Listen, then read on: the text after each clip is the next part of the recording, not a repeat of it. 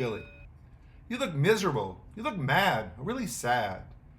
These were the first comments I received from a student, I'll call her Billie, after launching videos of my performing student compositions, after launching a project in which I had invested lots of time and energy, after posting what I thought my students would really appreciate.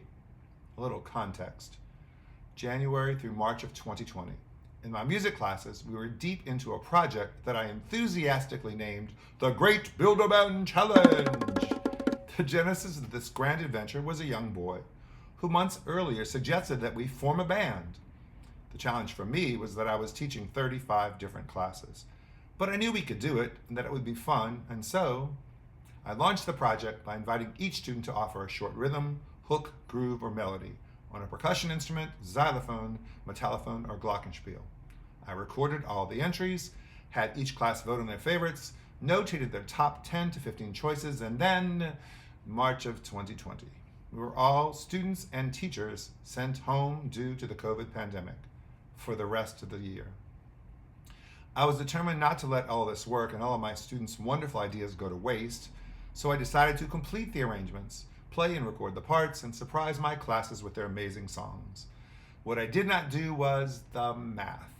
I did not consider the time it would take to arrange 35 songs, consisting of 9 to 12 parts per song. I had no idea how difficult it would be to technologically and musically to make 9 to 12 Zoom boxes times 35 songs.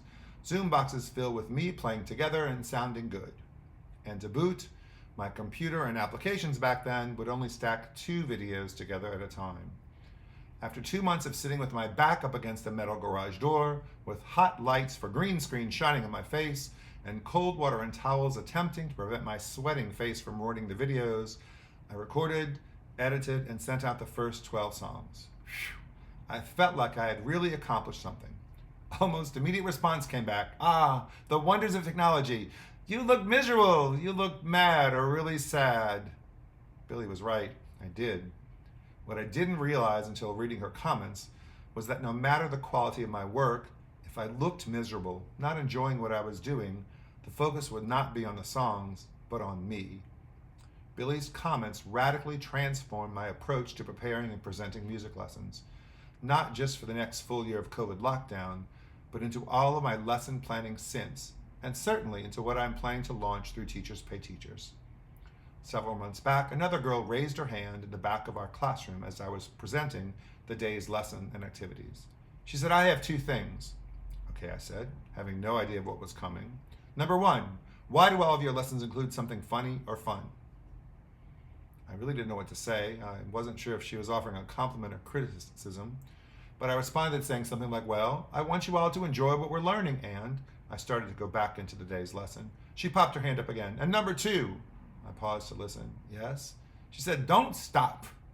What I didn't realize until later that day was what should have been my answer to her last question. The reason I always include fun or funny elements into my lessons is that a girl named Billie was generous enough with her honesty to tell me that I looked miserable, mad, and sad.